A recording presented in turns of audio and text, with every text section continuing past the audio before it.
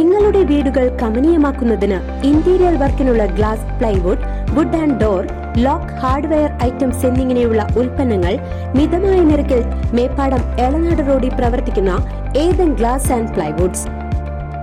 തെക്കുംകരയിൽ നിന്നും ചന്ദനമരങ്ങൾ മുറിച്ചു കടത്തിയ സംഭവം പിന്നിൽ വൻ റാക്കറ്റ്.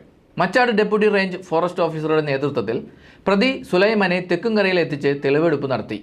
തെക്കുംകരയിൽ നിന്നും ചന്ദനമരങ്ങൾ മുറിച്ചുകടത്തിയ സംഭവത്തിന് പിന്നിൽ വൻ റാക്കറ്റ്.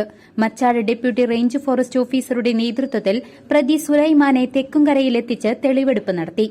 തെക്കുംകരയിൽ നിന്നും ചന്ദനമരങ്ങൾ മുറിച്ചുകടത്തിയ സംഭവത്തിൽ പ്രതി മുള്ളൂർക്കര വളവ് പുത്തൻപീടികയിൽ 50 വയസ്സുള്ള സുലൈമാനെ കല്ലമ്പാറയിലെത്തിച്ച് വെള്ളിയാഴ്ച ഉച്ചയ്ക്ക് 2:30 തെളിവെടുപ്പ് നടത്തി. Machad range forest officer R ആനന്ദിന്റെ നേതൃത്വത്തിൽ deputy range forest officer P Vinod ഉൾപ്പെട്ട സംഘമാണ് പ്രതിയെ തെളിവെടുപ്പിനെത്തിച്ചത്.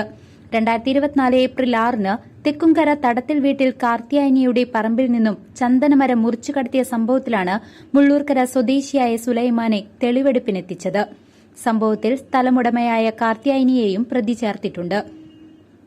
തെക്കുംകര പഞ്ചായത്തിലെ വട്ടായിയിൽ നിന്നും 6 ചന്ദനമരങ്ങൾ മുറിച്ചു കടത്തിയിരുന്നു. ഫോൺ നമ്പർ കേന്ദ്രീകരിച്ച് വനം വകുപ്പ് ഉദ്യോഗസ്ഥർ നടത്തിയ അന്വേഷണത്തിലാണ് ചന്ദനമരം മുറിച്ചു കടത്തിയ സുലൈമാനെ പിടികൂടിയത്. തുടർന്ന് നടത്തിയ ചോദ്യം ചെയ്യലിലാണ് കൂടുതൽ വിവരങ്ങൾ ലഭിക്കുന്നത്. അതേസമയം സംഭവത്തിന് പിന്നിൽ വൻ റാക്കറ്റ് എന്നാണ് സൂചന.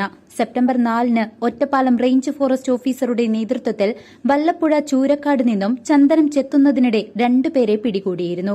ചൂരക്കോട് സ്വദേശികളായ വഴിയിൽ വീട്ടിൽ 53 വയസ്സുള്ള ഹംസപ്പ, നെല്ലിശ്ശേരി വീട്ടിൽ 54 വയസ്സുള്ള അബ്ദുൾ അസീസ് എന്നിവരെയാണ് പിടികൂടിയത്. ഇവരിൽ നിന്നും 153 കിലോ ചന്ദനവും ചന്ദനം കടത്തുവാൻ ഉപയോഗിക്കുന്ന വാഹനവും ഫോറസ്റ്റ് ഉദ്യോഗസ്ഥർ പിടിച്ചെടുത്തിരുന്നു. തെക്കുംകരയിലെ ചന്ദനം കടത്തുമായി ഇവർക്കും ബന്ധമുണ്ടെന്നാണ് സൂചന. സുലൈമാൻ ചന്ദനം വിൽപ്പന നടത്തിയിരുന്ന ആളെ കേന്ദ്രീകരിച്ച് വനം വകുപ്പ് അന്വേഷണം വ്യാപിപ്പിച്ചിട്ടുണ്ട്. ഇയാളെ പിടികൂടിയാൽ കേസിന്റെ കൂടുതൽ ചുരുളഴിയുമെന്നാണ് അന്വേഷണ സംഘം വ്യക്തമാക്കുന്നത്. Section forest officer Nobin Jose, beat forest ഓഫീസർമാരായ മുഹമ്മദ് ഷരീഫ്, അനുമോൾ എന്നിവരും പ്രതിയെ തെളിവെടുപ്പിനെത്തിച്ച സംഘത്തിലുണ്ടായിരുന്നു. News desk CCV.